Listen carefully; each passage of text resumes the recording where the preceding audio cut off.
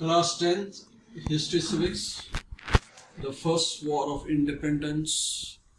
We are continuing with this chapter, the First War of Independence, 1857. Yesterday we had discussed the economic causes of the First War of Independence. We had discussed the ruin of trade and handicrafts. We had discussed the loss of livelihood, and in the military cause we had discussed those low salaries and no chance of promotion. General Service Enlistment Act, loss of prestige in the Afghan war. And what was the immediate cause? The immediate cause which led to the First War of Independence was the greased cartridges. A new rifle was introduced by the British, and that was called as Enfield rifles. And a rumor spread that the greased cartridges are greased with the fat of cow and of pig.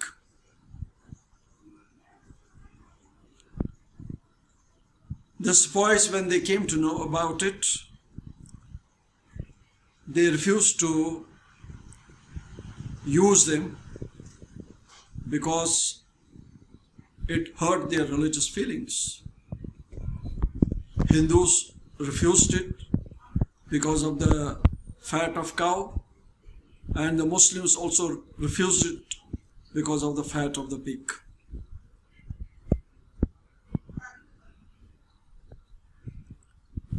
This became an immediate cause. Already there were a number of causes which had created discontentment, anger, dissatisfaction, and disappointment among the people and the rulers.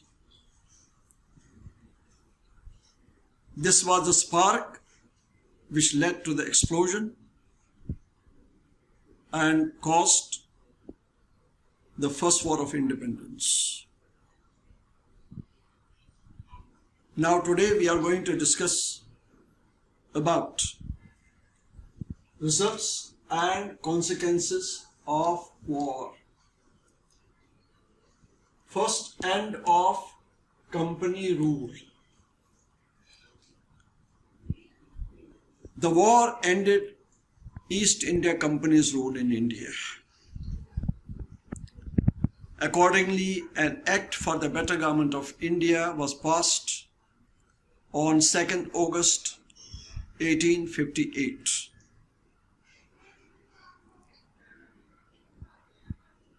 Company's board directors and court of directors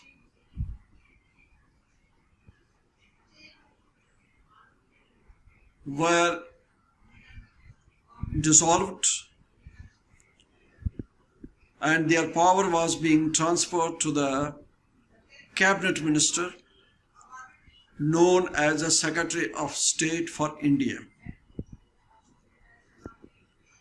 The Secretary of State was assisted by the India Council consisting of 15 members.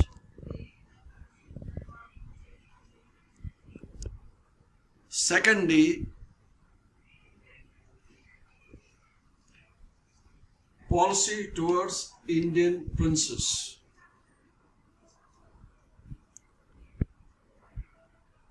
The Queen Victoria declared in her proclamation of 1858 that the British government is going to change their policy towards the Indian princes. Now the British government is not going to annex the states, annex the Indian states. And their treaties which they had concluded with the company would be honored.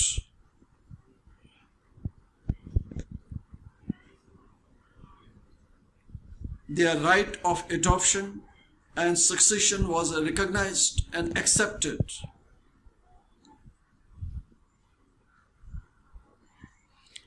Rana Sahab, who had taken an active part in the war, fled to Nepal and never returned back.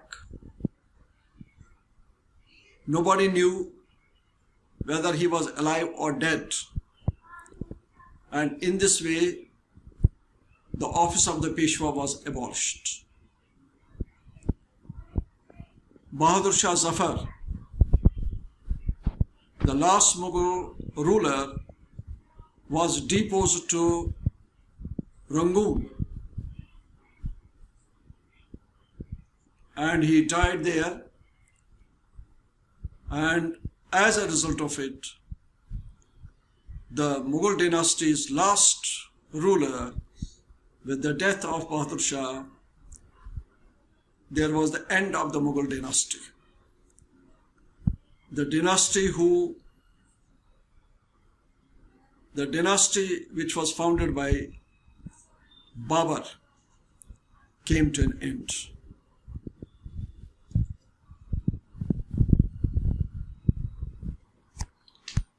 So we have already discussed about the causes of the First War of Independence, the political causes, social and religious causes, economic causes, and military causes. There was not a single particular cause which was responsible only for this First War of Independence. There were many causes, many factors which led to this great uprising of 1857, and ultimately, with the introduction of Enfield rifles, the situation exploded, and the independence, First War of Independence, in which people of all the communities took active part and fought against the misrule, against the injustice which was meted out to the people of India.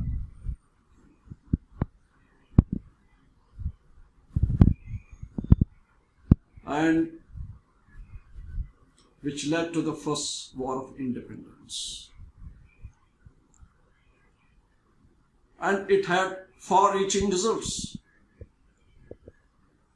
The East India Company rule came to an end.